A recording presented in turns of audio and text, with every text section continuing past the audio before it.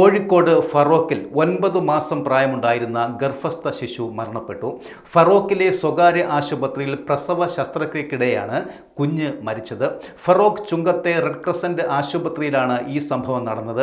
സംഭവത്തിന് പിന്നാലെ ചികിത്സാ പിഴവിനെ തുടർന്നാണ് കുഞ്ഞ് മരിച്ചത് എന്നാരോപിച്ച് ബന്ധുക്കളും രംഗത്ത് വന്നു. ഫറോക്ക് സ്വദേശി അശ്വതിയുടെ 9 മാസം പ്രായമുള്ള കുഞ്ഞാണ് മരണപ്പെട്ടത്. മെയ് 22-ന് പ്രസവത്തിന് അഡ്മിറ്റാകാനായിരുന്നു അശ്വതിക്ക് നിർദ്ദേശം ലഭിച്ചത്. എന്നാൽ അസ്വസ്ഥത അനുഭവപ്പെട്ടതിനെ തുടർന്ന് ഇന്ന് രാവിലെയോടെ അശ്വതിയെ ആശുപത്രിയിൽ അഡ്മിറ്റ് ചെയ്തു. ആശുപത്രിയിൽ എത്തിയപ്പോൾ ഗുരുതരമായ ആരോഗ്യ പ്രശ്നങ്ങൾ ഇല്ലായിരുന്നു എന്നാണ് ബന്ധുക്കൾ പറയുന്നത്. പിന്നീട് അശ്വതിയെ പ്രസവ മുറിയിലേക്ക് മാറ്റി.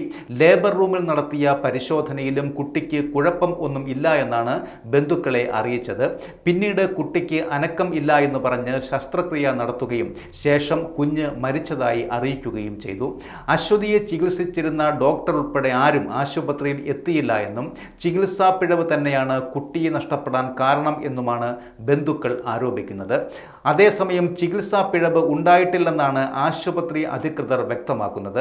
പെട്ടെന്ന് കുഞ്ഞിൻ്റെ ഹൃദയമിടിപ്പ് കുറയുകയായിരുന്നുവെന്നാണ് അധികൃതരുടെ വിശദീകരണം. അശ്വതിയുടെ ബന്ധുക്കൾ ഫറോക്ക് പോലീസിൽ പരാതി നൽകിയിട്ടുണ്ട്. ആരോഗ്യമന്ത്രിക്കും പരാതി നൽകും എന്നാണ് ഇവർ വ്യക്തമാക്കുന്നത്.